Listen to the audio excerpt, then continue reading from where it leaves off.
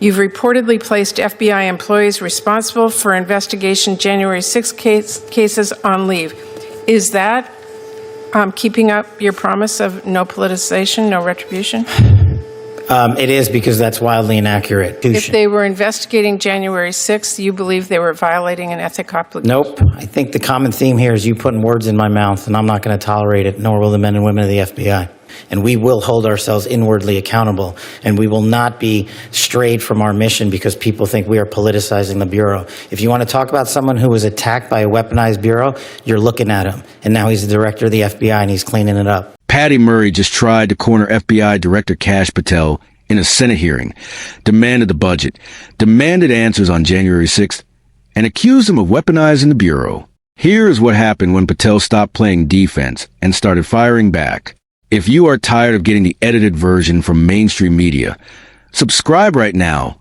Republican Reactions is where informed conservatives come first. Thank you very much, Chair Moran. It's good to work with you and Ranking Member Van Hollen in this new position, so look forward to both of you and the work on this committee. You know, the FBI does really crucial work to keep our nation safe, whether it's stopping criminal organizations or domestic terrorists, protects our nation's secrets, it prevents cyber attacks, keeps our children safe from harm, and a lot more. So this is really sober work with extremely high stakes. And I'm concerned that instead of focusing on the incredibly important mandate to keep Americans safe and to help impartially enforce our laws under your leadership, Director Patel, the FBI has been weaponized to go after Americans who disagree with the president. FBI resources have been diverted away from combating terrorism to focusing on immigration requests. And all of this, the diverted missions, the fewer resources, fewer agents, heightened politicization, is happening now under your watch, and it is, I believe, making Americans less safe. Now, let me just start with the budget. As Ranking Member Van Hollen noted earlier, this hearing is being held without the FBI's fiscal year 2025 spend plan and a full budget request for fiscal year 2026. The spend plan is required by law. It was due to Congress over a week ago. We have not yet seen it. That is really absurd. The FBI is our nation's leading law enforcement agency, a budget of $10.7 billion. It is critical that we understand how you are spending taxpayer dollars. So, Director Patel, when should we expect this FY25 spend plan for the FBI? Have you seen it? Have you reviewed it? When will we get it? I'll get you an answer, ma'am. I don't have a timeline on that. It was due last week by law. I understand. And your answer is you just understand you're not going to follow the law? My answer is that I am following the law, and I'm working with my interagency partners to do this and get you the budget that you are required to have. And you have no timeline? No. Well, we also need a full budget request, not a single paragraph full of wild talking points that we saw with the skinny budget proposal. We're now having a budget hearing without a budget request. So, Director Patel, where is the FY 2026 budget request for the FBI? It's being worked on, ma'am. Have you reviewed it? Have you approved it? Not yet. When will we get it? As soon as I can get it from my interagency partners and get it approved. 6 months from now? I don't know, ma'am. I'm not going to make Well, up a how do timeline. we as Congress do our budget and our work without that request and without the spend plan? Well, ma'am, I'm here. I'm don't doing the care. best I can. I can't make up answers. I'm going to commit to you to work on getting you the information you need. That is insufficient and deeply disturbing. No response? I've given my response. Well, the FBI is already down 1,900 employees since 2023 as a direct result of the Fiscal Responsibility Act. And under the Trump administration, FBI agents, analysts, linguists, cyber experts, and scientists are being asked to do a lot more in order to keep us safe. Director Patel, we all know that budget cuts will reduce the FBI's ability to counter threats of terrorism, and it will hinder its ability to keep pace with firearm background checks and shutter operations that combat violent crime, drugs, gangs, and transnational organized crime. Now, I understand that you told our House colleagues yesterday that you don't want to reduce the FBI workforce, meaning that you disagree with what President Trump is proposing? No, I agree that we can sustain the mission with the proposed budget, and I agree with the budget. And as I said yesterday, I believe that what I said was I can do more with more. And I gave examples of what more we could do if we were given more. Well, it's different than what you told the House yesterday. So what are you communicating to the President and the White House about what you need and what? And again, we don't have a budget request from you, so I'm not sure what you're asking us for. I'm not asking you for anything at this time. You can operate without a budget? I never said that. Well, this is unprecedented. Okay, well, let me just go to another topic since you're not going to answer that. The FBI partners with state, local, and tribal law enforcement organizations. They provide critical intelligence and operational capabilities to combat violent crime and gangs and terrorist threats, fentanyl trafficking, challenges that our local communities really can't face alone. I'm going to give you an example. A few years ago, the Southeast Washington Safe Streets FBI Task Force worked with our Benton County and Franklin County Sheriff's Office, multiple Tri-Cities Police Departments, and the State Corrections Department to carry out one of the largest ever drug seizures in the region's history. Now we've got an administration already cutting more than $800 million in assistance in 2025 to local law enforcement organizations while proposing a $500 million cut for the FBI. Director Patel, can you explain to this committee how cutting resources for our local law enforcement partner agencies the FBI relies on to help your bureau keep safe? How do you expect the FBI and local law enforcement to do more without those significant resources they need? The FBI will continue to do what it does, which is work with embedded state and local law enforcement officers in our Joint Terrorism Task Force, in our Safe Streets Task Force, in our gang task forces. Those are a priority. Those billets have been maintained. Those billets have not been reduced. And with my reorientation, reprogramming that we've notified Congress to, you will see an augmentation in the field in every single state in this country. Well, again, we need to see the numbers and we need to see that budget from you.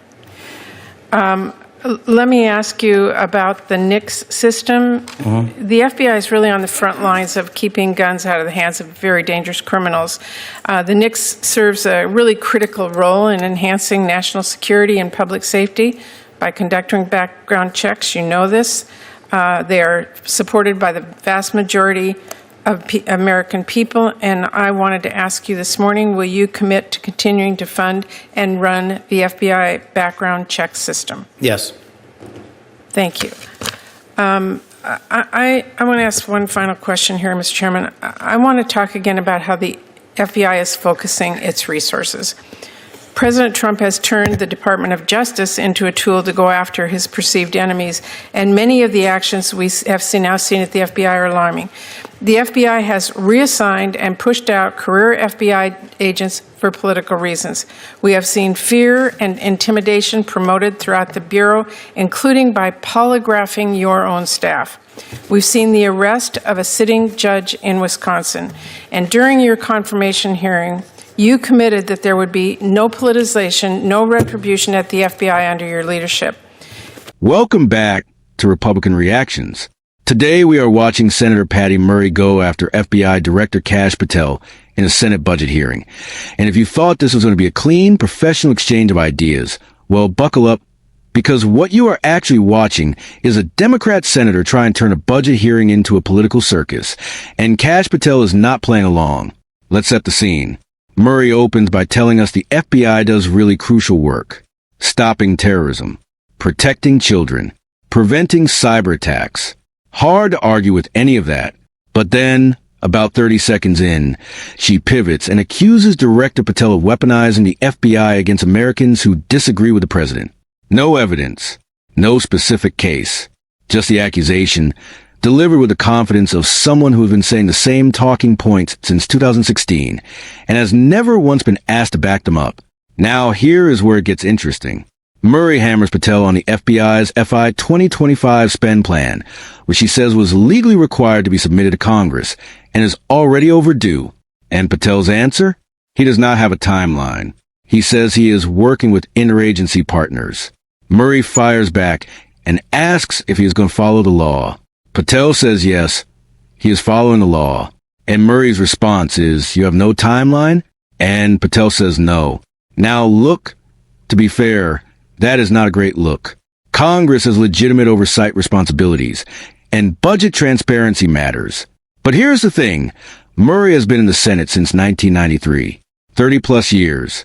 And the idea that she suddenly discovered a passion for FBI budget accountability the moment a Trump-appointed director walked through the door is, let's say, a remarkable coincidence. She then pivots to workforce numbers, noting the FBI is down about 1,900 employees since 2023. She warns that cuts will undermine counterterrorism, background checks, and violent crime operations. Valid concerns and isolation. But she is presenting a proposed budget cut as a fait accompli when Patel himself says the mission can be maintained and that more resources would allow more work. That is not disagreement with the president. That is a director doing his job, defending his agency while operating within the budget reality he has been given. Murray then asks Patel to commit to keeping the FBI background check system funded. He says yes. One word. Clean answer. And what does Murray do? She moves on immediately, because a clear yes does not fit the narrative she is building. Then comes the January 6th section. Murray accuses Patel of placing FBI employees who investigated January 6th on administrative leave and calls it retribution. Patel fires back and says no one has been placed on leave who did not violate their ethical obligations. Murray pushes. Patel holds firm.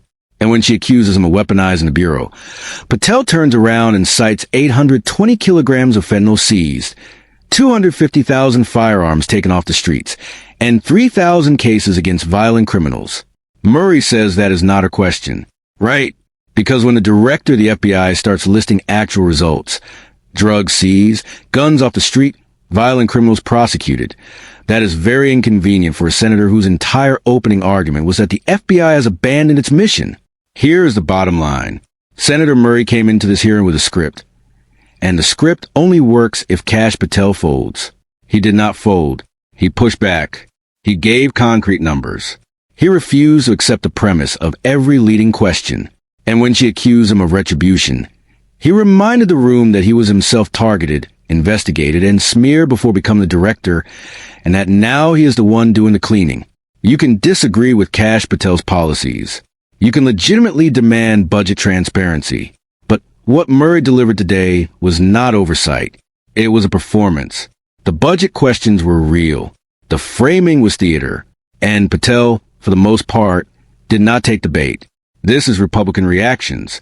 If you want political analysis that mainstream media refuses to touch, you are already in the right place.